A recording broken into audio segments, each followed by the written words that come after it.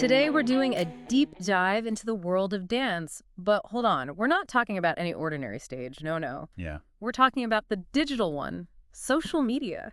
Ooh, interesting. Yeah, and to guide us through all the steps, we're looking at dancing in the digital age. Oh, I've heard of that one. Right.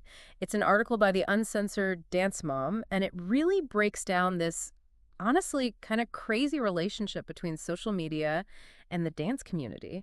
You ready to see what moves this article is making? Absolutely. I think what's so interesting about this article, Dancing in the Digital Age, is that it doesn't shy away from how different the two sides of social media and dance can be.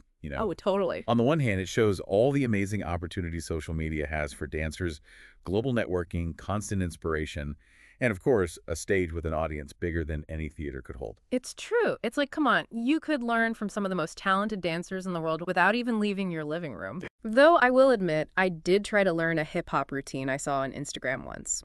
Let's just say my version was more awkward family reunion and less viral sensation.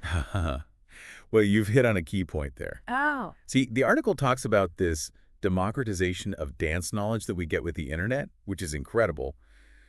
But like anything, it comes with its downsides. Okay, yeah, I see where you're going with this. It's that thing where dance gets portrayed in such a curated, often unrealistic way online. Like, Yeah. Go on, nobody's life is actually a perfectly edited highlight reel. Okay, yeah. I've definitely felt that pang of, wait, why can't I move like that? While scrolling through dance videos online. Oh, tell me about it. It's so easy to fall into that trap of comparison, you know? Have you ever experienced that? Oh, for sure. It's something a lot of people struggle with, not just us dancers. But this article, it really digs into how this affects dancers specifically. Oh, interesting. There's even a study from Frontiers in Psychology that found dancers who are frequently on Instagram were, get this, 60% more likely to feel pressure to look a certain way. And that's not all. They were 40% more likely to be unhappy with their bodies, too. Wow, that's a pretty strong link. Makes you think, huh?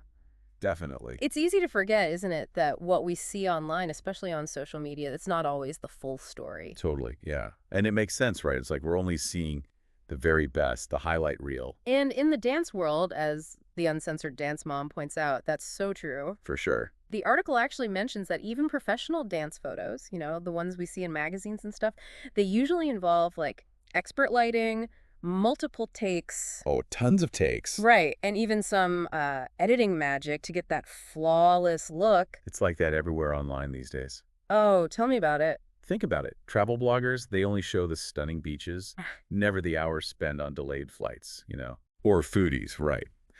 They're meticulously plating your meals for that Instagram-worthy shot. But is the food even warm by then? Who knows? No, probably not. But it all comes back to this. Social media often presents this idealized version of reality. Yeah. And it's so easy to get caught up in comparing ourselves, regardless of what we do or are passionate about. It's like, I don't know, we're all performing for an invisible audience all the time, even when we're just scrolling through our feeds. Yes. Well, So how do we avoid, getting swept away in this digital tide, especially when it comes to dance? Did any of the advice from the article stand out to you? well, the Uncensored Dance Mom had some good practical tips.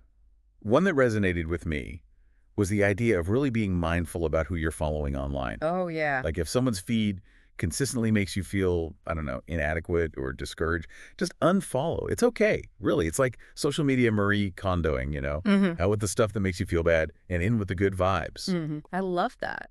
So how do we find more of those good vibes, though? Did the article have any suggestions for, finding more positive content? Yeah, totally. The article really pushed the idea of seeking out dancers who show it all the highs and the lows of their dance journey. The rehearsals, the bloopers, even the moments of doubt. Oh, I like that. Being real and relatable. Exactly. It's about embracing the authenticity and recognizing that, hey, everyone makes mistakes, even pros. Yes, even the most amazing dancers trip, stumble, and probably have those, oh, shoot, did I leave the oven on moments in the middle of a routine.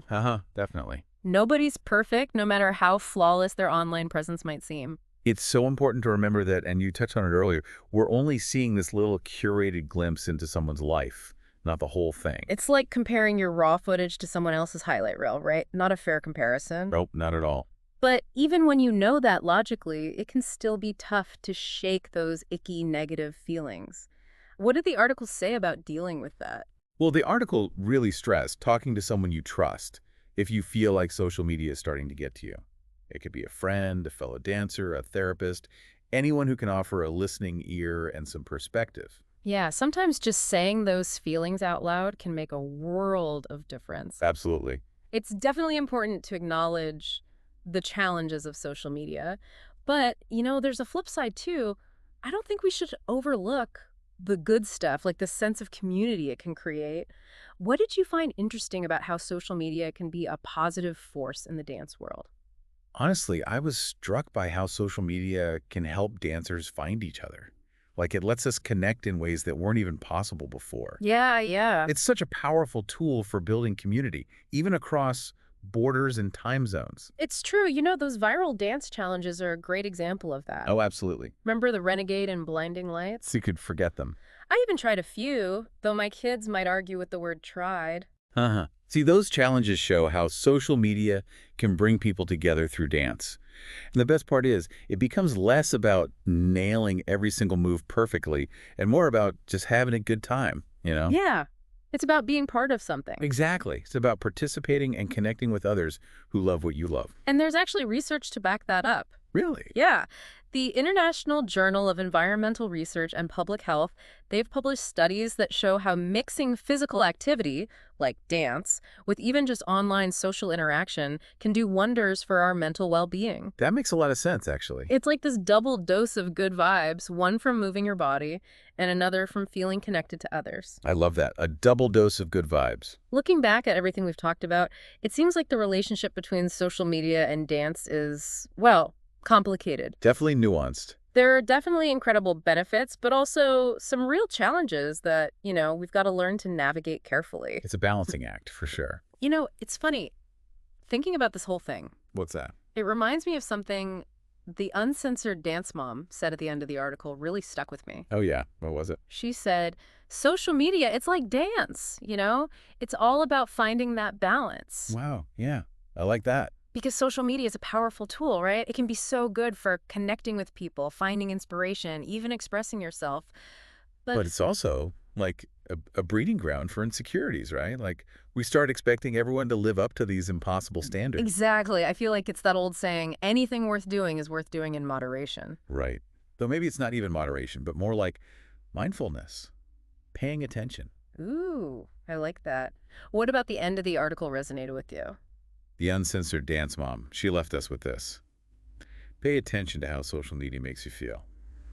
That's good advice for, well, just about anything, really. Right. Like if you're on there and you're constantly comparing yourself to everyone else, feeling insecure, like you're not good enough. Or like you need that validation, those likes and comments. Yeah. Then it's probably a good time to take a step back, reevaluate your relationship with all of it. Totally. It's about finding that balance, that sweet spot where, okay, social media is adding to my love of dance. It's not taking away from it. Exactly. Well, on that note, we want to hear from you. Oh, yes. How has social media impacted your experience with dance? Yeah. Has it been a place to connect or has it felt like a lot of pressure? Let us know. Share your experiences, your thoughts, even those epic dance fail stories on our social media. We love a good dance fail. We promise to keep it real. We can't wait to hear what you have to say about all of this. Until then, keep dancing, keep connecting, and keep it real.